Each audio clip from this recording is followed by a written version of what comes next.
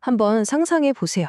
인공지능이 질병을 진단하고 개인 맞춤형 치료법을 찾아내고 심지어 우리의 수명을 연장하는 그런 세상을요. 이게 더 이상 공상과학 소설 속 이야기가 아닙니다. 바로 의료 분야에서 인공지능이 가진 엄청난 가능성이죠. 하지만 이 강력한 기술을 우리 건강에 적용하기 전에 우리가 먼저 답해야 할 아주 중요한 질문이 있습니다. 바로 이 인용구가 문제의 핵심을 정확히 짚어내고 있습니다. 그러니까 기술은 거의 다 왔는데 정작 우리는 아직 이 도구들을 믿고 받아들일 준비가 안 됐다는 거죠. 기술의 잠재력과 현실 사이의 이 간극, 그게 바로 신뢰의 문제입니다. 그래서 오늘 우리가 파헤쳐볼 핵심 질문이 바로 이겁니다. 어떻게 하면 이 놀라운 기술을 안전하고 또 공정하고 신뢰할 수 있는 방식으로 의료 현장에 가져올 수 있을까요? 자, 이 질문에 대한 답을 찾기 위해서 우리 이런 순서로 한번 따라가 볼 거예요. 먼저 의료 AI가 어떤 위험을 안고 있는지 살펴보고 이 문제를 해결하기 위한 전 세계적인 노력을 따라가 볼 겁니다. 그리고 퓨처라는 획기적인 프레임워크와 그 6가지 원칙을 자세히 알아본 뒤에 이 모든 게 어떻게 현실이 되는지 살펴보겠습니다. 좋습니다. 그럼 먼저 우리가 왜 AI를 그냥 믿으면 안 되는지 그 이유부터 한번 짚고 넘어가야겠죠? 의료 분야에서 AI가 잘못 쓰이면 어떤 위험이 따르는지 구체적으로 한번 보시죠.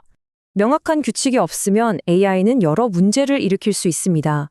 AI의 사소한 오류 하나가 환자에게는 치명적일 수 있고요. 특정 인종이나 성별에 대한 데이터가 부족하면 편향된 진단을 내려서 기존의 건강 불평등을 더 심각하게 만들 수도 있죠. 또 AI가 도대체 왜 그런 결정을 내렸는지 알 수가 없다면 실수가 생겼을 때 누구한테 책임을 물어야 할까요? 막막하죠. 환자의 민감한 의료 데이터가 유출될 위험도 당연히 있고요. 바로 이런 위험들 때문에 전 세계 전문가들이 한자리에 모였습니다. 이 복잡한 문제를 풀기 위한 국제적인 노력 한번 따라가 보시죠. 이 거대한 도전에 맞서기 위해 먼저 이만큼의 전문가들이 모였습니다. 네, 무려 117명입니다. 이분들이 어디서 왔냐고요? 바로 50개 국가에서 모인 겁니다. 정말 대단하죠? 이 지도를 보시면 그 규모가 확 와닿으실 거예요. AI 과학자, 의사, 윤리학자, 사회과학자들이 아프리카, 아시아, 유럽, 아메리카, 오세아니아 등 말 그대로 전 세계에서 모여서 하나의 목표를 위해 머리를 맞댄 겁니다. 이게 왜 중요하냐면요. 신뢰할 수 있는 의료 AI를 위해서 말 그대로 최초의 통합된 글로벌 표준을 만들려는 시도였기 때문입니다. 자, 이렇게 모인 글로벌 어벤져스 팀이 2년간의 치열한 논의 끝에 뭘 만들어냈을까요? 바로 퓨처 AI 프레임워크입니다. 퓨처 AI는 단순히 좋은 아이디어 모음집 이런 게 아니에요. 이건 신뢰할 수 있는 의료 AI를 만들기 위한 아주 구체적인 청사진이자 전 세계 어디서든 통용될 수 있는 글로벌 표준인 거죠. AI 개발의 설계 단계부터 실제 현장에 배치될 때까지 모든 단계를 안내하는 아주 실용적인 지침서라고 할 수 있습니다. 이 프레임워크의 핵심은요, 외우기 쉬운 6글자, 바로 FUTURE에 다 담겨 있습니다. F는 공정성 fairness, U는 보편성 universality, T는 추적성 traceability, 또 다른 U는 사용성 usability, R은 전고성 robustness, 그리고 마지막 E는 설명 가능성 explainability를 뜻합니다. 자, 그럼 지금부터 이 6가지 원칙이 실제 현장에서 대체 어떤 의미를 갖는지 하나씩 자세히 뜯어보겠습니다. 이 표가 6가지 원칙을 한눈에 딱 보여주는데요. 각 원칙은 신뢰할 수 있는 AI가 갖춰야 할 필수 조건들입니다. 예를 들어서 사용성이라는 건 정신없는 응급실에서도 의사가 직관적으로 바로 쓸 수 있어야 한다는 뜻이고요. 견고성은 중요한 진단 중에 갑자기 시스템이 멈추거나 하면 절대 안 된다는 거겠죠. 그리고 설명 가능성은 AI가 왜 엑스레이의 이 부분을 의심스럽다고 판단했는지 그 이유를 의사에게 설명할 수 있어야 한다는 겁니다. 이 원칙들이 정말 흥미로운 건 아주 실용적이라는 점이에요. 예를 들어 공정성이라는 게 그냥 추상적인 개념이 아닙니다. 만약 밝은 피부색 데이터로만 학습한 AI가 어두운 피부색을 가진 사람의 피부암을 놓치는 그런 비극적인 일이 없도록 하자는 겁니다. 모두에게 공평하게 혜택을 주는 기술을 만들자는 거죠.